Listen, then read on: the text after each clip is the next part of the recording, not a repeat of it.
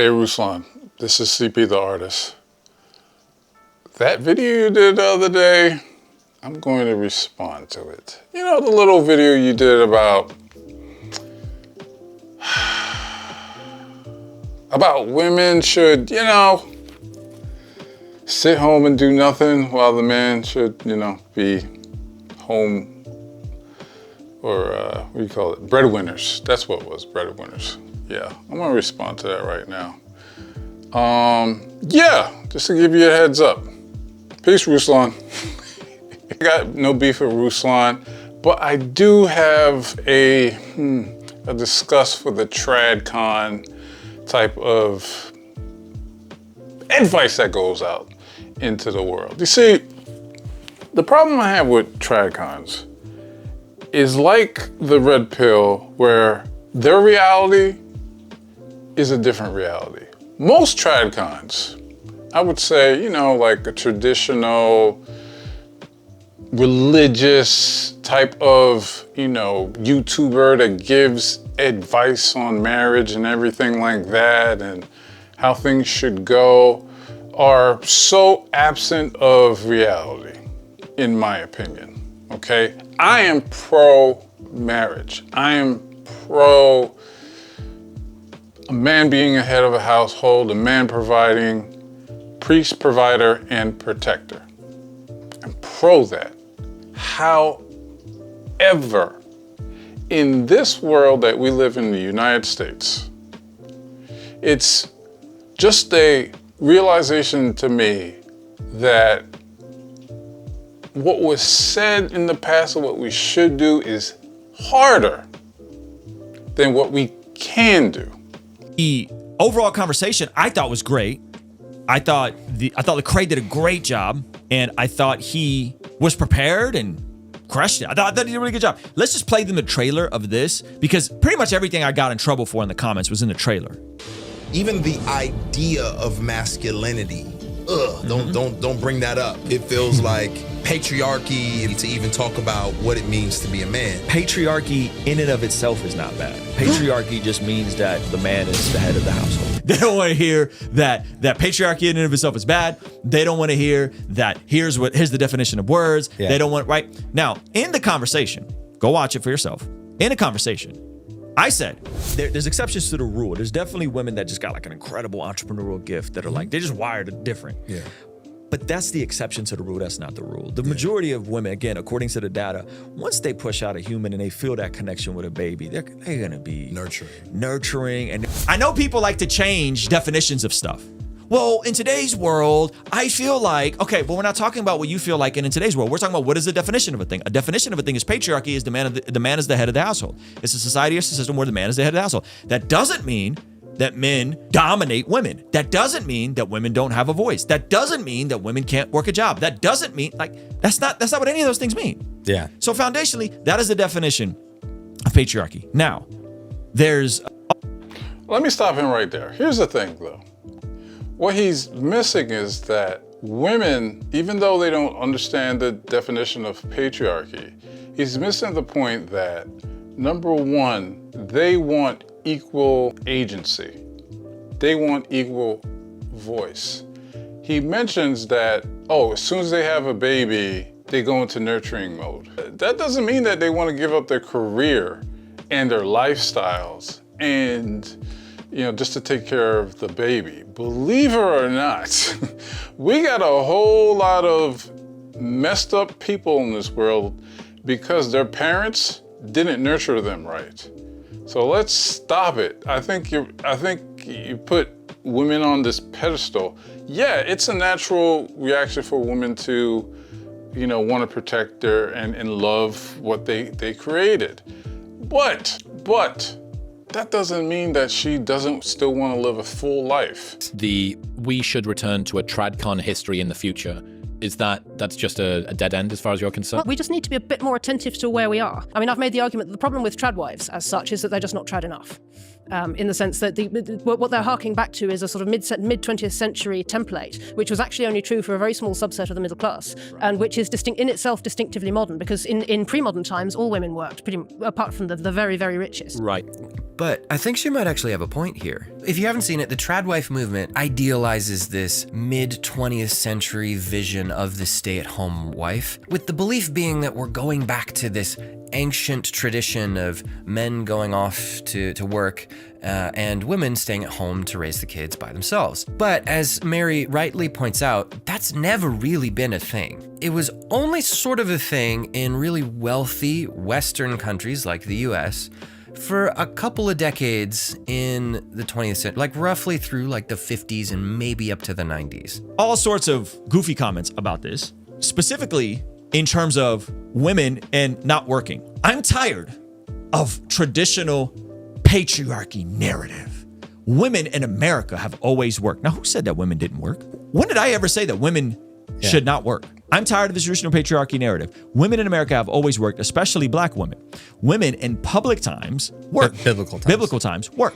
The stay-at-home moms were only common in suburban white households in the 50s. This is true, and he totally misses this. Matter of fact, what he traditionally wants is only a luxury to the small few. Everyone outside that group and everyone before that time, this was just inconceivable. Women worked, and they worked hard. And if they didn't, your family, your homestead, your clan, or whatever, you did not survive. What she doesn't say, though, is that this isn't even healthy. This whole idea that men should disappear from the home for hours on end while they're at work, while women stay at home to raise the kids without them, that's not healthy for the kids. We wondered today why boys struggle so much with masculinity and knowing who they are and having a sense of purpose.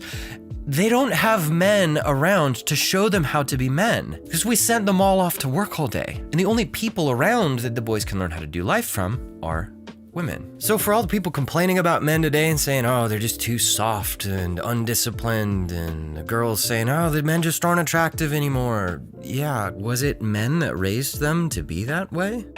I don't think so, Tim. Biblical patriarchy has nothing to do with this stuff.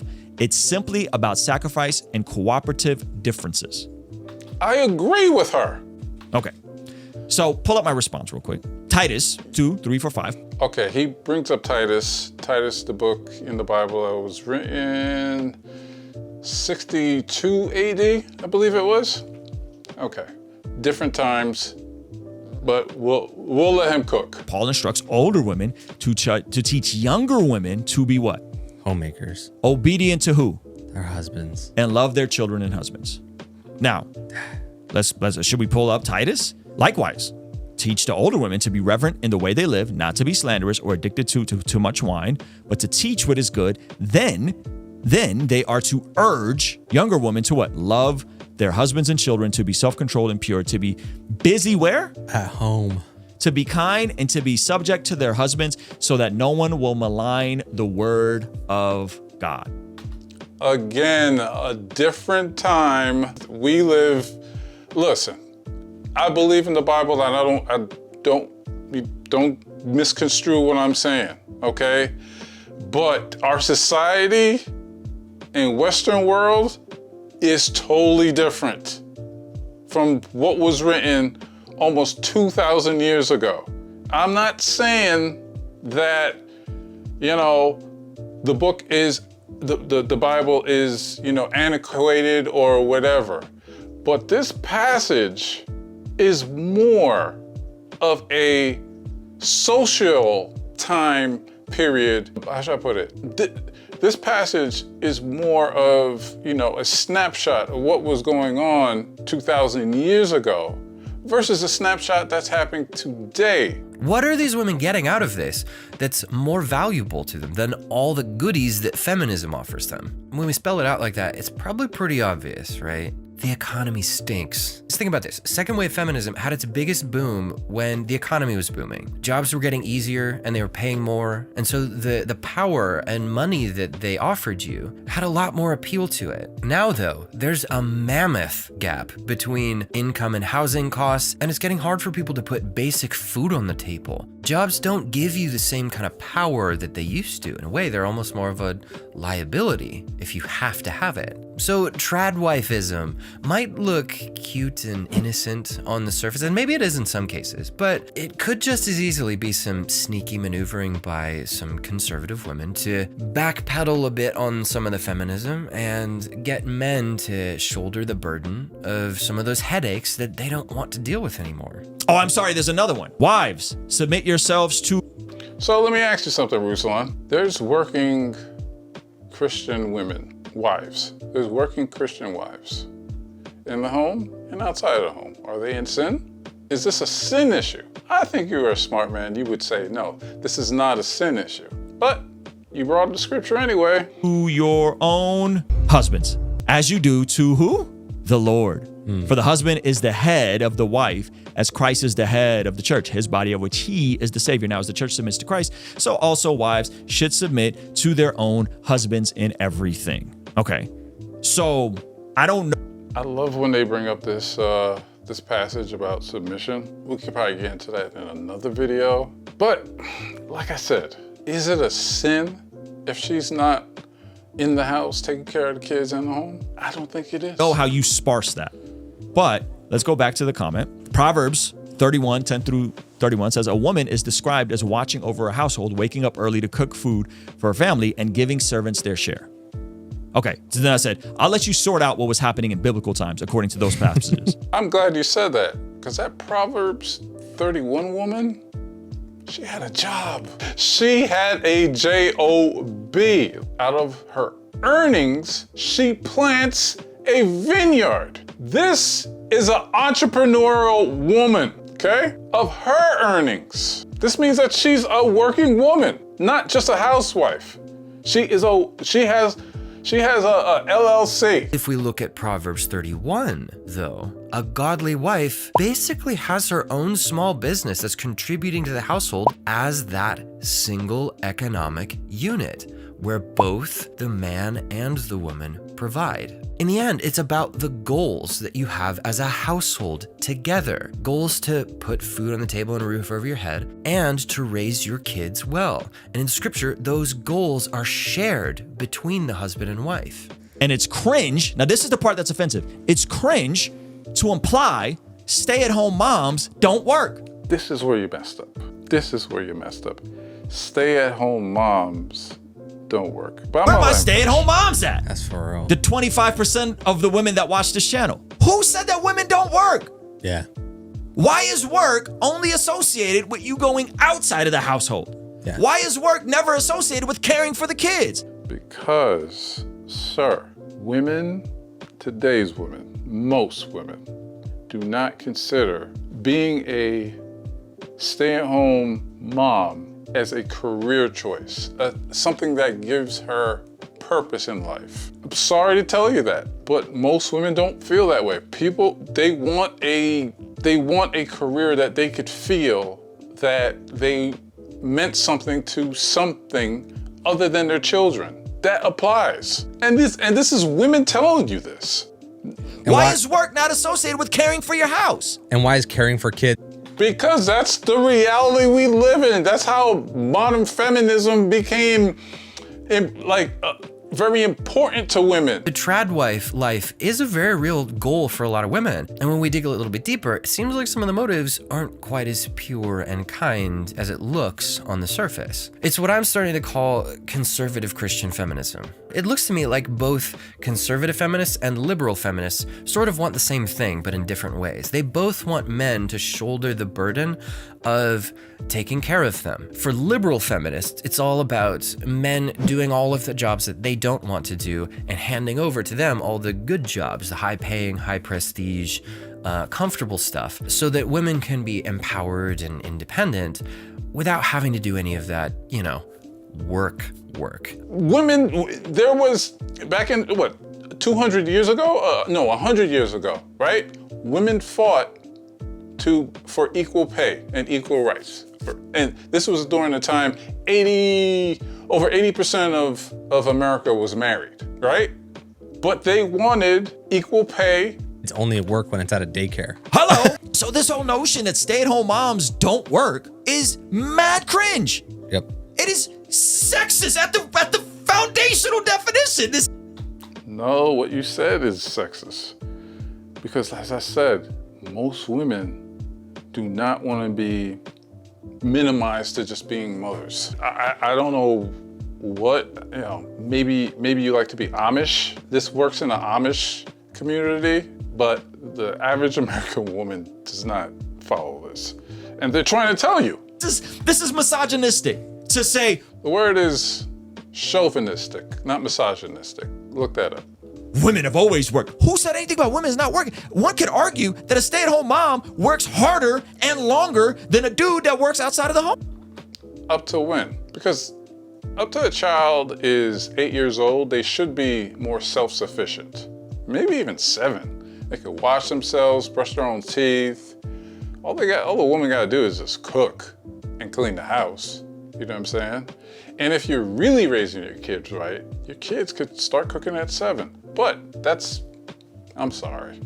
I'm bringing my traditional, Jamaican heritage that, my mom, my grandmother, they were cooking at 7, 9 years old, right? They had responsibilities, but in the American world, that's not a thing. So there should be less work a woman should be doing. And after a while, being a mom, she just wants a break. Work outside the home. But the scriptures are clear what married women with young children should make priority in Proverbs 31. Yes, scripture is clear on that. However, it is not a sin to work. And I'm not trying to straw man your argument or anything like that, but just trying to let's reality check right now. Okay, now someone else decided to check me on my data. So now what the data shows is going to shock you guys. Just Let's so you guys get know, to the data. They did studies on this. Conclusive studies, thousands and thousands of people surveyed on this, specifically working women with children. And I'm going somewhere with this. That's going to let all the women off the hook. I'm going somewhere that's going to let all the women off the hook. Okay, so pull up the study. Where's the study? Okay, so American Institute for Economic Research, 2022. This is recent. Okay, it's not 1942. This ain't 1942. Okay.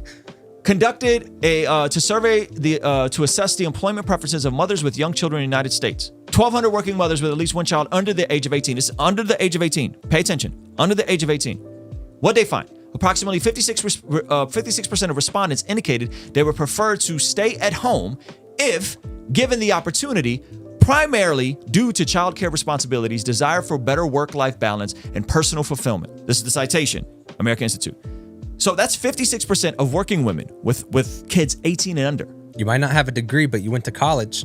This is what the data says. Now, there's another study done on this in 2021. This is an even bigger sample size. This is the study I referenced, okay? So this is for the Department Employment Intentions of Women with Dependent Children across various states in the U.S. 3,000 working women with children 18 and under. Findings, approximately 64% of surveyed women express a preference to stay at home if circumstances allowed. Now, in Ruslan, do you know that 63% of women are pro-choice? If you want to bring up stats, these same mothers that you're quoting are pro-choice. I mean, come on, let's if we want to bring up statistics, it's good to understand the statistics and women today. So if 63% of women are pro-choice, so you can bring up your 80% of women, told Forbes magazine that they'd rather stay home. Of course, what man would rather stay home and work? I'm sure you would get the same number. So what's the sense? If you ask men the same question, I'm sure the numbers will be the same. So them being women, I don't think that's a flex on statistics. If you want to use statistics, hey, I think there's a disconnect from that statistics and what women are really thinking.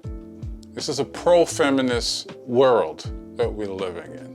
Conservative feminists, they just want men to do the whole thing for them. Hey, and if you're a man that can afford that, you make boatloads of money in a short amount of time, and your wife doesn't need to work, and you still have lots of time left over you can spend with your kids, be an active, present father, hey, love that for you.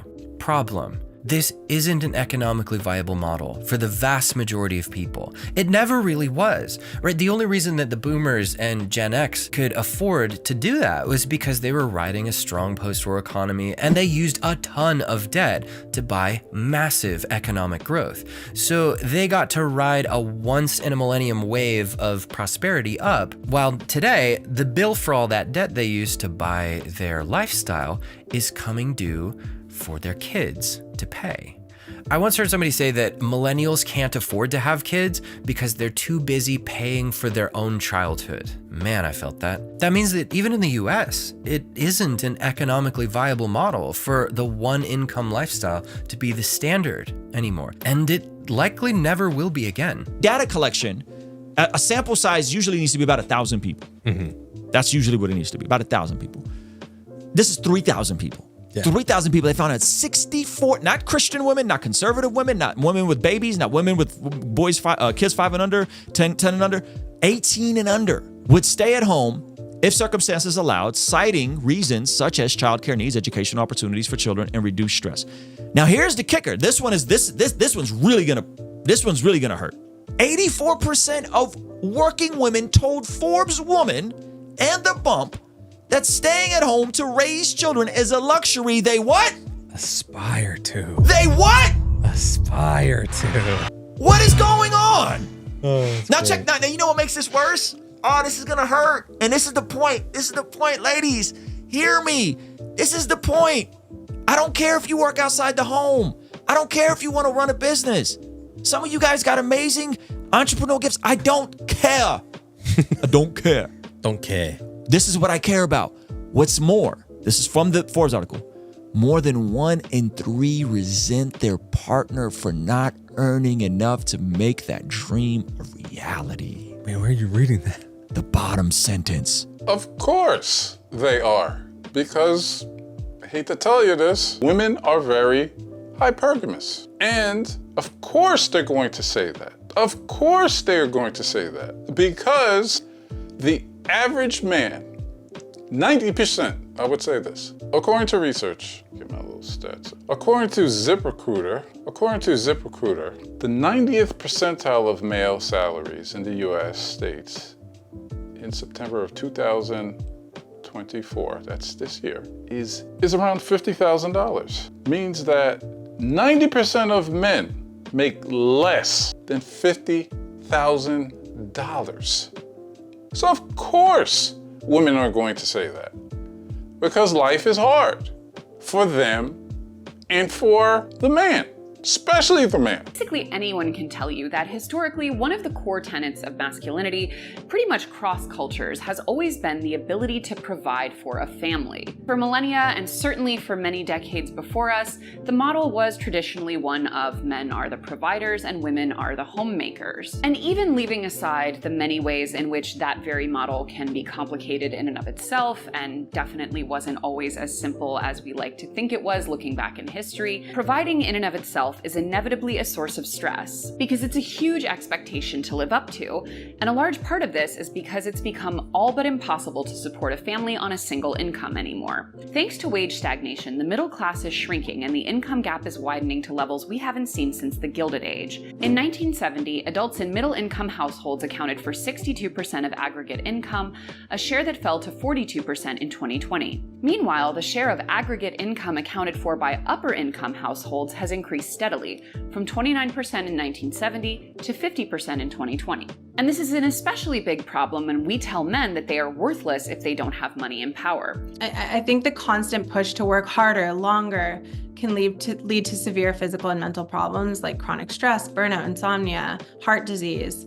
And I think men caught up in this grind culture may neglect their health in favor of work, which again, we as we just mentioned, can lead to long-term consequences.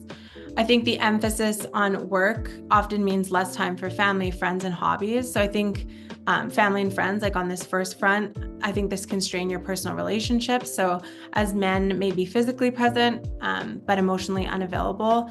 So to your point, I understand their frustrations, but however, that's just a product of our society. Because inflation, and yeah, you told me, oh, you better not say it.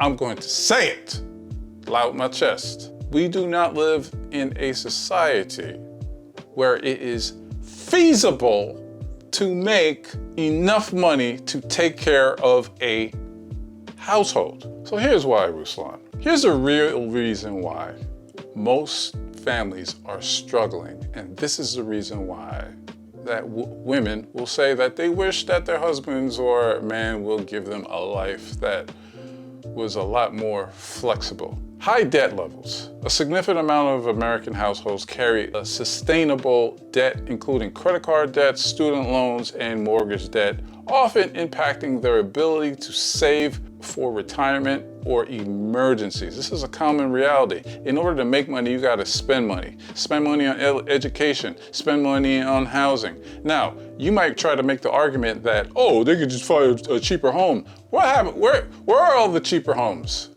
and apartments? In the ghettos.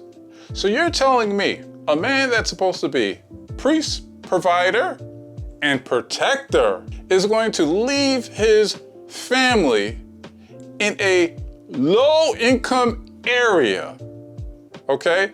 He's gonna leave his family in a low-income area where the rent is cheaper, but anywhere the rent is cheaper, there's a lot more crime. He's gonna go to work in his pickup truck, right? Because obviously he's gonna move outside of the city, not in the city, right? He's gonna pay thousands of dollars in insurance. His wife is home, taking care of the kids, okay? She's taking care of the kids. Where is the male figure? He's spending, what, best with traffic? 10 hours a day away from his family, okay? I'm just giving him an hour in traffic. One way, one way in, one way out, whatever. He gotta do overtime. How much is coming out of check in taxes? The average rate is 14.5, I believe, when state and federal income tax coming out of his check, okay? So you gotta take that out of that 50,000. Insurance premiums, which is, last time I checked for a family, it was what? Between 18 to 23,000 a year? What does he have left? Oh, and trying to get approved for a mortgage or an apartment. Well, my brothers in Christ might be saying, yeah, these are just worldly concerns, right? This is just money stuff and materialism. If we're really just good Christians who follow the Bible, then this has nothing to do with us. Why are you talking about it? And that's partly true, except that we have a major practical problem on our doorstep right now. The trad wife lifestyle is quickly becoming the minimum acceptable standard for most conservative Christian women, because that's what they're seeing on social media, and so that's what their hearts are set on. And since most men just can't live up to that expectation, most women won't date most men. This is only one of the reasons why this is happening, but it's one of the big ones, and we're not really addressing it. An average man will try to date an average woman, and she'll say, sorry, I'm looking for my strong Christian Boaz man who's going to totally take care of me. And you can't provide the lifestyle that I'm expecting.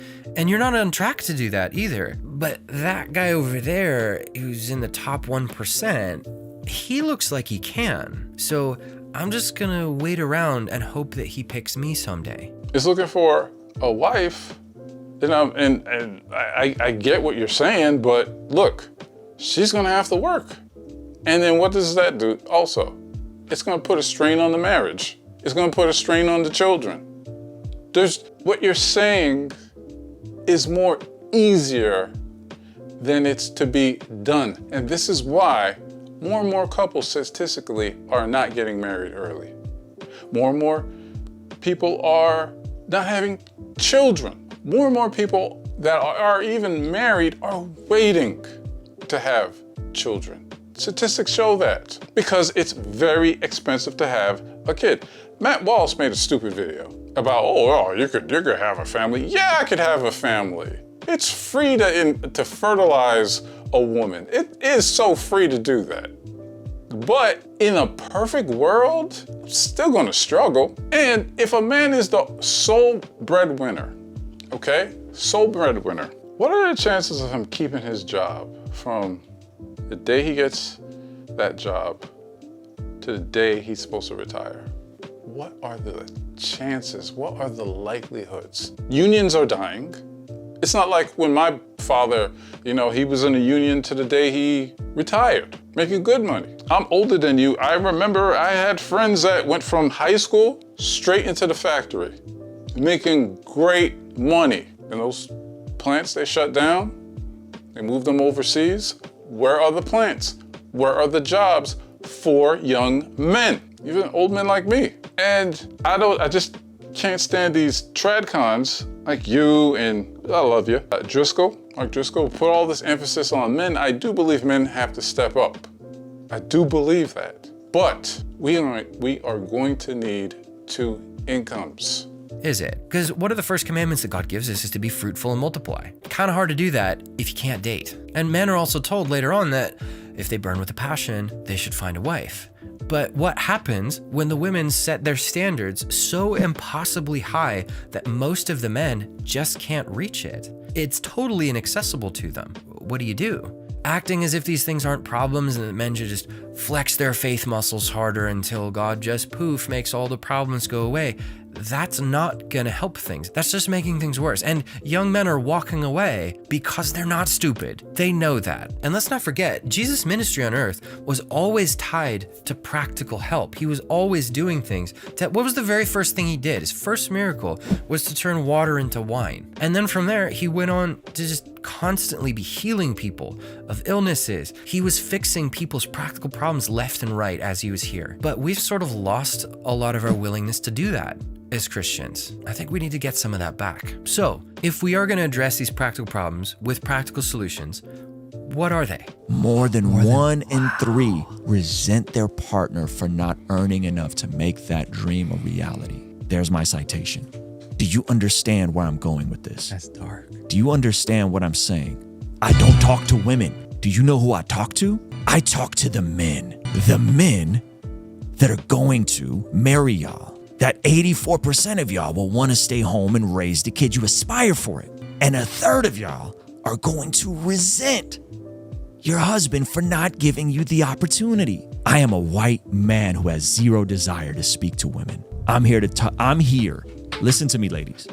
I'm on your team. I want you to have better options so that when you get married, you can have a man who's thinking about these things years before he starts dating you. And if that is the case, a lot of men are going to check out because we all know the cost it's going to take care of a family. It's not one mouth he has to feed. It's going to be 3 mouths he has to feed, maybe 4 mouths he has to feed. And this is what I said earlier, right? This is the reason why most men are not getting married. People want to demonize men and this and that. Oh, they just out there having sex. Like women ain't having sex at the same exact rate, sometimes more. That he's thought through this process to have. It's just not feasible. I'm Pause. Genuinely I have zero desire to speak to women. Yeah. I have zero desire. I am not Thank God. Andrew Tate or Kevin Sanders. I have zero desire to speak to women. My objective is to speak to men so that men know this data. Yeah. Men need to know this information. I think I gave you better information than you did. We already know this data. That's why a lot of us are choosing to stay single, or even if we wanted to. Well, I think I'll say this, right? Me being a man, I believe in marriage. All my closest friends are married. It is hard to take care of 2 kids, maybe 1 kid, and a wife that is working. It's still hard. Go Banking Rates analyzed how much a family of 2 adults and 2 children would need in each state to own a home, a car, and a pet, as well as have an additional 20% of their income for savings and 30% for discretionary spending. The core of what the American dream means is some amount of economic security, that you feel like you can get by and do a bit better. Maybe do better than your parents, maybe be able to afford a house, certainly be able to save for your children's future. All 50 states require more than a $100,000 annual income, with 38 states needing more than $140,000. The most affordable states, Mississippi, Arkansas, and Kentucky, need between $109,000 and $117,000. The median income for a household of 4 people in each of those states in 2022 was between $71,000 and $87,000. Hawaii, California, and Massachusetts are the most expensive. Each requires an annual income of more than $240,000. The median income for a family of 4 in those 3 states in 2022 fell at least $94,000 short of what's required for the American dream. A different analysis from EPI found that in about 80% of the country, a family of 4 can afford their basic needs on less than $100,000 per year. Those include things such as housing, food, transportation, healthcare, childcare, taxes, and a few other basic necessities. It doesn't take into account anything extra. It's really just putting food on the table, putting a roof over your head, getting health care for your family. So you're not saving for a rainy day if something happens to somebody or if they lose their job. So there's no extra in there for retirement, for kids' college. Those are the kinds of things that many people want to save for. Those are the many things that people consider a part of the American dream. Men need to be equipped to learn how to find useful skills, to learn how to skill stack the skills they already have, to learn how to build better relationships, to learn how to live on less than what they make, to learn how to build a home that's stable so that when they have children, they can give their wife the opportunity to stay home. Great advice. However, by the time he's able to do all those things, he will be in his 40s, because statistics say most men make most of their money in their 40s, not their early, 20s, okay? To be the priest, provider, and protector, to know himself, to be financially stable, and to be emotionally stable, that's a guy in his 40s. And there's exceptions to the rule, but they're just exceptions. The odds are more stacked up against them than it is for them. Because according to the data, according to Forbes, it's 84%. According to the National Women's Employment Survey, it's 64%. This other one says it's 56%. Whatever the percent, the majority, as in more than 51% of women who work and have children would prefer to stay home. I'm not here to judge you on if you do or don't want to do that. I'm here to tell the men that will be eligible to marry you that this is what women want. Fellas, let's get it together. Priest, provider, and protector. One thing about being a protector and being a provider and all the things that you mentioned, priest, provider, women need security. Women need security. That is their number one, need. Be secure with their man, secure in their household, that they will never worry. And women do not want to be in worry. So everything you're saying is somewhat true, but I think it's missing the caveat, or men, why would they even be in a relationship? Good place to start. So the question I want to ask is, what does a 21st century version of the pre-modern productive household look like? The house, where the basic economic unit is your household. And so you've agreed, you're all in it together, you're there for the long term, everything that you do for the team. Then it's just a matter of agreeing, of figuring out how to get the best out of everybody. If you really think about it, we're here to help equip the men so that when they go to marry y'all, they're capable. Or at least on the trajectory. They may not be capable. When I wanted to marry my wife, I wasn't capable yet. Yeah. But you know what? We knew our value systems, that by the time we have kids, Ruslan got to figure it out. Mom, that's not going back to work. I got to figure this thing out. So I understand living life is expensive. I understand it's hard that the cost of living is expensive. I understand all these things. I get all those things. But what did Father used to say? Everything before the word but is horse shit. I am not the red pillar that's shaming women for saying they want a competent man. But I am someone that will say, as I did in the conversation with Lecrae, that responsibility without authority is slavery. Ooh. And I tend to think that if a man has the responsibility to provide, not just financially, but provide socially, emotionally, and economically, they should have some authority over their household, as well as women who have responsibility to care for their kids, have authority over the kids and have authority over other. So lie number one is that stay-at-home moms don't work. That's a complete lie. Yeah. And that's nasty. That's a nasty lie. Lie number two is that women don't have any authority. No, women do have authority. They have authority over their children. They have authority over decisions. They have a lot of authority. Lie number three is that this is misogynistic or it's harmful to women. No, this is empowering to women. This is helping men to count the cost of what's going to come. And if women are listening, we're saying, hey, at least think about these things. Biology may kick in. You may think you want to work outside the home and let the lion's share of the hours that your kids are awake be spent with a stranger. You may think that's cool now. I promise you biology might kick in and that might be different. That's what this is really about.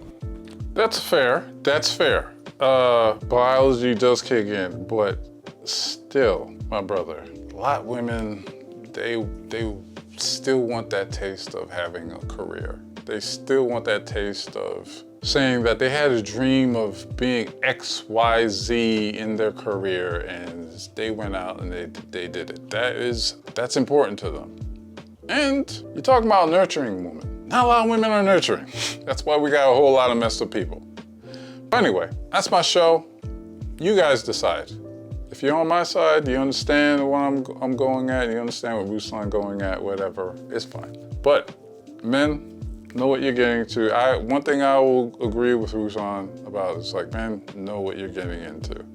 But I think the solutions for this, I think it's more easier said than done. Get paid. And that means men absolutely should take the lead in providing for their family, but nothing in the Bible says they should do it alone. Again, Proverbs 31 says he absolutely should not be doing it alone. And the same goes for women raising kids alone. The second thing, I think guys would be wise to start watching out for girls who idolize the trad wife life. Because some women aren't looking for a man, they're looking for a lifestyle. She might seem all cute and super conservative on the surface, but if she indicates that she has those expectations that you're gonna be the sole provider and you're taking care of her, be absolutely sure that you know where her heart is about that, right? Because it could just be that that's a cultural expectation that she has that somebody, taught her at some point and she never questioned it before. Or it could be a not so great indication of where her heart is set. And if after all that you still want a woman who's all about that, be thinking about whether or not you can afford that. Like, ask yourself, are you going to be working 60 hours a week in order to meet her expectations? Are you going to be able to be around your kids? Weigh the costs, because not every guy can afford that.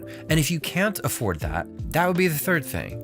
Just don't let it get you down. It's easy to get really despondent about this, right? You see it and it's like you feel inadequate.